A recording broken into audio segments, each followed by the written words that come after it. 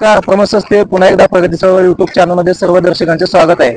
आज आपण फलटण तहसील समोर बुद्ध विहारासाठी जागा उपलब्ध करून देण्याची मागणीची आहे. साखरवाडी ग्रामस्थांची काल परवा दिवशी लॉंग मार्च आपण बघितलेला आहे.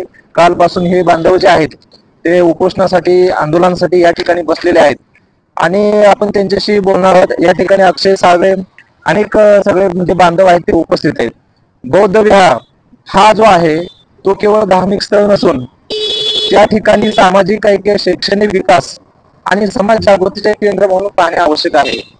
हे केंद्र जे आहे ते वैयक्तिक एका समाजासाठी नसून सर्व समाजासाठी अभ्यासिका किंवा विविध सांस्कृतिक कार्यक्रम जे असतात समाजाला एकत्र आणण्यासाठी या समाज बांधवांची मागणी आहे की बौद्ध विहारासाठी साखरवाडी ग्रामपंचायतच्या पाठीमागे जो ओपन स्पेस आहे, जो केंद्र शासनाच्या अखत्यारीत येतो, तो उपलब्ध व्हावा ही त्यांची प्रामाणिक मागणी. त्यासाठी हे आज आंदोलनासाठी बसलेले आहेत. त्यांच्याशी आपण बातचीत करतोय. परंतु तत्पूर्वी या विषयावरती एक प्रकाश टाकायचा वाटतो की आज स्वातंत्र्याला 70 वर्ष 75 वर्ष उलटल्यानंतर सुद्धा जो वर्णव्यवस्थेची उतरण होती त्यातला अस्पृश्य समाज जो समजला जायचा तो बौद्ध समाज आजही संघर्षाच्या वाटेवरती चालतोय. फक्त एक बौद्ध मंदिरासाठी त्यांना एक खूप मोठा लॉंग मार्च किंवा 1999 पासून हे लोक बांधव जे आहेत ते आंदोलनाचा मार्ग पत्करलेले आहेत. त्यांना एक छोटीशी जागा जी केंद्र शासनाच्या अखत्यारीत असलेली जागा जी आहे ती मिळवण्याकरता एवढा मोठा संघर्ष एक दोन नव्हे तर तिसरी पिढी त्यांची या मागणीसाठी मला वाटतं आज संघर्ष करताना दिसते.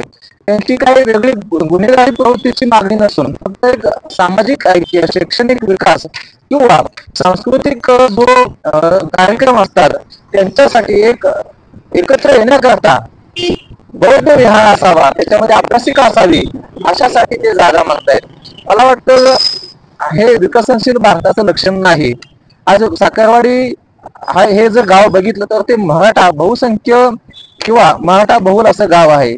त्याच्यामध्ये जास्तीत जास्त लोकसंख्या ही मराठा समाजाची आहे आणि मला वाटतं मराठा समाज हा राज्यामध्ये खूप मोठ्या प्रमाणात म्हणजे एकूण लोकसंख्येच्या 28% समाज आहे. ह्या घटनेकडे आपण एक राजकीय घटना न बघता किंवा एक राजकीय ध्रुवीकरण, मतांचं ध्रुवीकरण ह्या दृष्टीने न बघता मला वाटतं वैचारिक मागासलेपणा बाजूला ठेवूनच मला वाटतं ह्या बौद्ध समाजाची जी मागणी आहे ती योग्य आहे, रास्त आहे. संविधानिक लोकशाहीमध्ये निश्चितपणे ह्या मागणीसाठी सर्वांनी आपला जातीय मानसिकता किंवा वैचारिक मागासलेपणा बाजूला ठेवूनच एकत्र येऊन यांच्या मागणीला न्याय देणं अपेक्षित आहे. मला वाटतं निश्चितपणे सर्वच समाज घटकांनी या बांधवांच्या पाठीशी उभं राहावं हीच माझी त्यांना विनंती आहे. धन्यवाद. साखरवाडी तालुका फलटण या ठिकाणी गेली अनेक वर्षे बुद्धविहाराच्या जागेसाठी संघर्ष सुरू आहे आणि या ठिकाणी जवळपास 2 पिढ्या या संघर्षामध्ये बर्बाद झालेल्या आहेत. मला वाटतं ही आमची 3री पिढी आहे. प्रश्न तोच आहे. काल आम्ही दिनांक 10 फेब्रुवारी 2025 रोजी लॉंग मार्चचं आयोजन केलं होतं.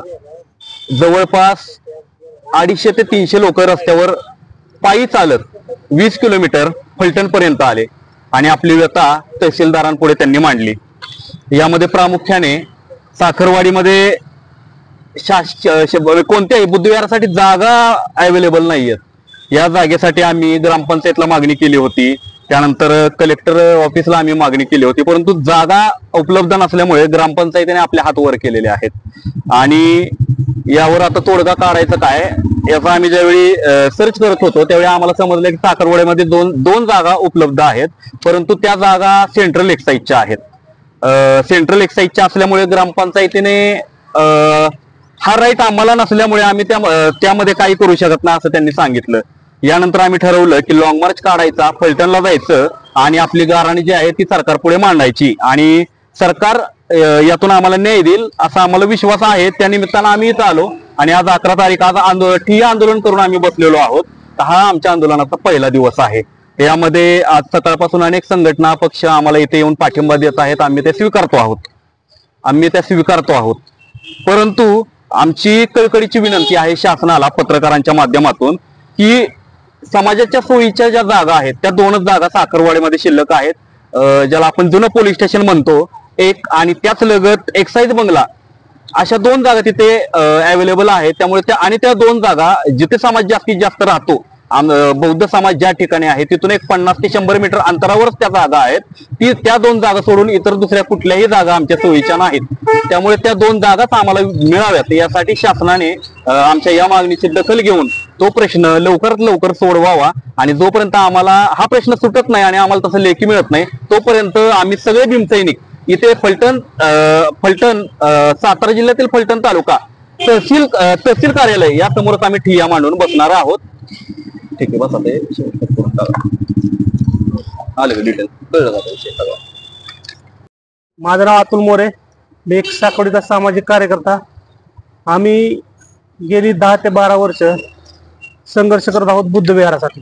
आमच्या गावामध्ये बुद्ध विहार नाहीये. आम्ही 10 ते 12 वर्ष झालं पत्रव्यवहार केलेला आहे.